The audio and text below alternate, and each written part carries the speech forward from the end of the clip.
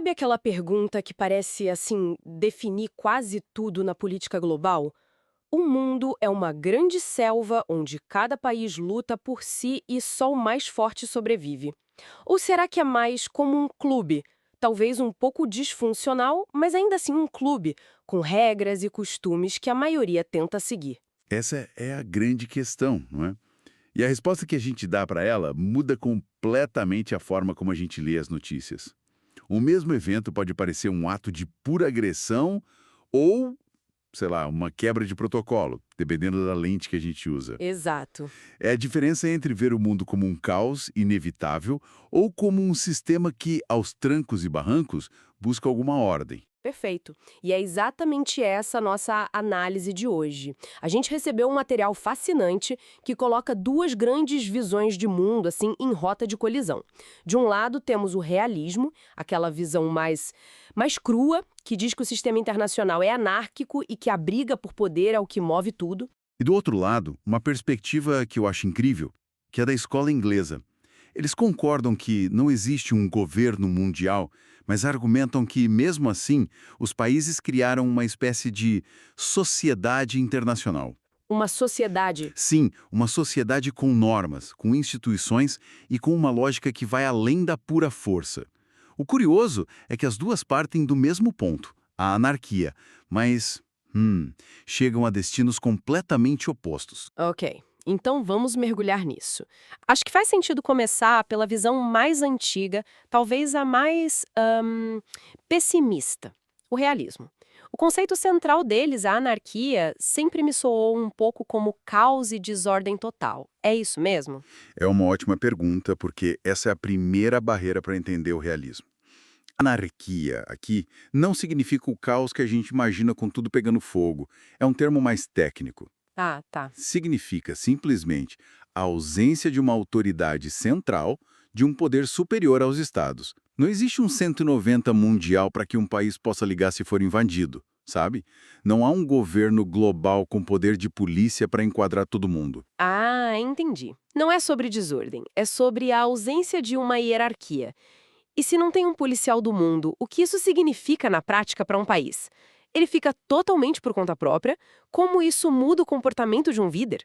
Muda tudo. Essa é a consequência direta e brutal da anarquia.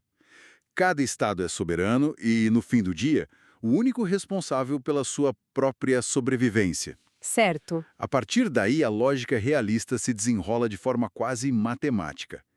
Se o seu objetivo número um é sobreviver e não há ninguém acima de você para garantir isso, a principal moeda de troca nas relações internacionais passa a ser o poder. O poder de se defender. Exato. Poder militar, poder econômico, poder tecnológico. Para um realista, a busca por mais poder não é necessariamente ganância ou maldade. É uma necessidade trágica e inevitável para garantir a própria segurança. Faz sentido. Se o seu vizinho compra um tanque novo, você não pode ficar torcendo para que ele seja bonzinho. A atitude mais segura é comprar dois tanques. É uma lógica de desconfiança constante. E isso explicaria por que, nessa visão, qualquer ordem mundial é sempre temporária, né? Parece que as regras só valem enquanto os mais fortes concordam com elas. Quando deixa de ser conveniente, a força bruta volta a ser a linguagem principal. Perfeito. Um realista diria que o direito internacional, os tratados, as convenções, tudo isso é secundário. Eles são respeitados, sim, mas apenas enquanto servem aos interesses das grandes potências que sustentam a ordem. E essa lógica leva a um ceticismo assim profundo com instituições como a ONU. Entendo o ceticismo, mas a ONU não faz um bem real no mundo? Penso nos programas de alimentação, nos refugiados. O realismo simplesmente ignora tudo isso por ser subordinado ao poder? Um realista não diria que essas ações não acontecem, mas as interpretaria de forma diferente. Ele diria que até mesmo a ajuda humanitária pode ser uma ferramenta de influência, de soft power. Ah, claro. O Conselho de Segurança da ONU, que é o órgão mais poderoso, reflete diretamente a distribuição de poder do pós-Segunda Guerra Mundial. Para eles, a ONU não é um fórum de cooperação genuína. É um palco onde as grandes potências exercem e legitimam o seu poder. A paz nesse cenário nunca vem da boa vontade. vem de um frágil equilíbrio de forças. O exemplo clássico que sempre vem à mente é a Guerra Fria. Estados Unidos e União Soviética não se atacaram diretamente, não por respeito a alguma lei, mas porque o medo da destruição mútua era maior. Era uma paz baseada no terror. É a ordem realista em sua forma mais pura. Tensa, instável e sempre à beira do abismo. Precisamente. A cooperação até pode existir, mas será sempre tática, temporária e baseada em interesses que convergem momentaneamente. Para o realismo, no fundo, o mundo é e sempre será uma arena de competição implacável. Certo, mas essa visão é muito deprimente, é um beco sem saída. Será que o mundo é só isso, uma eterna desconfiança e preparação para o conflito? Imagino que deve existir uma outra forma de ver as coisas, uma que não nos condene a esse ciclo. E existe. É exatamente aí que entra a escola inglesa. E o que é genial neles é que eles não negam a premissa realista. Eles dizem, ok, realistas, vocês estão certos. O sistema é anárquico, não há governo mundial, nós concordamos. Mas, a partir daí, eles seguem um caminho completamente diferente. Como assim? Se eles partem do mesmo lugar, como chegou a uma conclusão tão distinta? Eles argumentam que, apesar da anarquia, os estados não vivem num vácuo. Ao longo de séculos de interação, eles desenvolveram um conjunto de interesses, valores e regras em comum. Eles perceberam que o caos absoluto não era bom para ninguém. Uhum. E, por pragmatismo, criaram o que a escola inglesa chama de sociedade internacional. Gosto da Cibélia. Me lembra um pouco a lógica de um condomínio sem síndico. Não tem uma autoridade máxima para resolver as brigas, mas com o tempo, os moradores criam regras não escritas, sabe? Sobre o barulho, sobre o lixo, sobre o uso das áreas comuns. Porque todo mundo percebe que é melhor viver com alguma previsibilidade do que no caos total. A analogia perfeita. Não é que os vizinhos se amem. Muitas vezes eles se detestam, mas eles compartilham o interesse de que o prédio não pegue fogo. Certo. Essa sociedade internacional não se baseia em amizade, mas no reconhecimento pragmático de interesses comuns. O principal deles é a própria preservação do sistema, a estabilidade. E para isso, eles criam e sustentam as regras do condomínio. Então a diplomacia é a reunião de condomínio e o direito internacional são as regras fixadas no quadro de avisos. Exatamente. E não estamos falando de coisas abstratas. São princípios que guiam a política mundial todos os dias e que, na maior parte do tempo, são respeitados.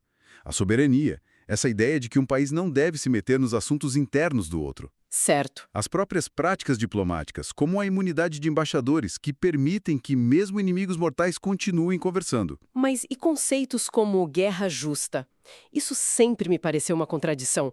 Como uma guerra pode ser justa? Dentro dessa lógica, o conceito de guerra justa não é sobre a guerra ser boa, mas sobre ela ter regras. É a sociedade internacional tentando limitar o caos, dizendo, ok, conflitos vão acontecer, mas existem formas legítimas e ilegítimas de lutar. Entendi. Isso inclui proteger civis, não usar certas armas, é uma tentativa de colocar cercas em volta da selva. E podemos adicionar a isso a busca consciente por um equilíbrio de poder para evitar que um único morador se torne o dono do prédio e, mais recentemente, a norma dos direitos humanos. É fascinante.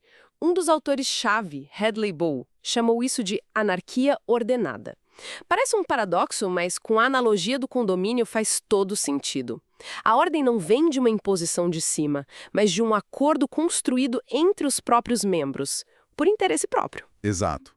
E nessa visão, instituições como a ONU ou o direito internacional não são só um reflexo do poder, como diriam os realistas. São os pilares que sustentam o condomínio.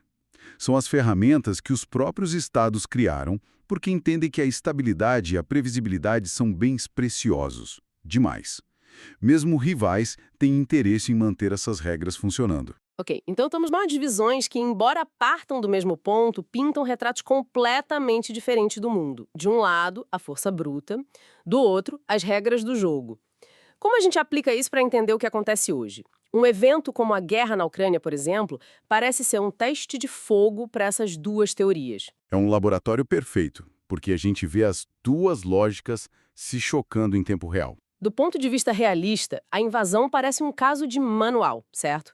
Uma grande potência que se sente ameaçada em sua esfera de influência, ignora as regras da sociedade internacional e usa a força para garantir o que percebe como seu interesse vital de segurança. Sem dúvida. É lógica da anarquia em sua forma mais crua. Se você se sente ameaçado e tem poder para agir, você age, porque não há ninguém para te impedir. As regras são secundárias à sobrevivência. É o realismo em ação. Mas e a reação do resto do mundo? Aqui a coisa fica mais complexa. A resposta não foi, majoritariamente, uma guerra de todos contra a Rússia. Foi baseada quase que inteiramente nas ferramentas da escola inglesa. Exato. Sanções económicas coordenadas, uma condenação massiva na Assembleia Geral da ONU, o uso de tribunais internacionais, isto não prova o ponto da sociedade internacional. E aí está a tensão que define o nosso tempo. A sua observação é o ponto crucial. A força foi usada para quebrar uma norma fundamental, a da soberania e de integridade territorial. Mas as normas e as instituições dessa sociedade foram as principais armas mobilizadas pela maioria dos outros Estados para responder à quebra. Ou seja, a força desafiou a regra, mas foi a regra que forneceu o roteiro para a reação. Isso é incrível. Mostra que as normas não são só palavras bonitas num papel. Elas têm um poder real, um poder de mobilizar, de legitimar e de isolar. Precisamente. O episódio da Ucrânia não prova que uma teoria está certa e a outra errada. Ele prova que as duas estão certas e que o mundo opera nessa tensão constante entre elas. A lógica do poder é real e brutal. Mas a lógica das normas e da sociedade também é real e resiliente. Então, no fim das contas, em que tipo de mundo a gente vive? É uma selva com algumas cercas elétricas que de vez em quando falham? Ou é mais como um jardim com regras que ocasionalmente é invadido por animais selvagens? Eu diria que a conclusão é que a gente vive num híbrido estranho e complexo. O sistema internacional tem elementos dos dois. Os estados são, sim, egoístas e buscam poder, como os realistas os alertam há séculos. Mas, ao mesmo tempo, eles assinam milhares de tratados, participam de centenas de organizações. Certo.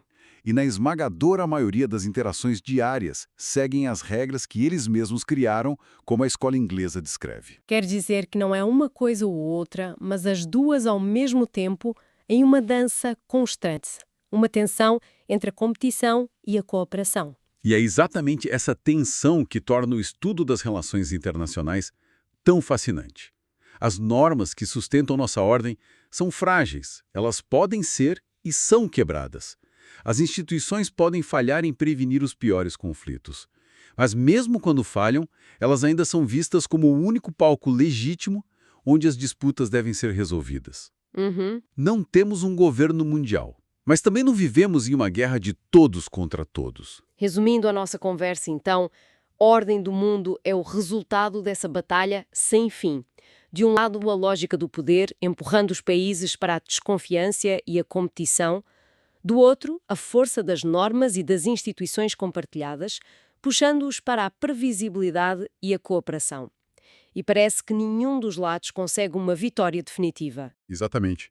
E isso nos deixa com uma última reflexão, que nasce diretamente desse embate.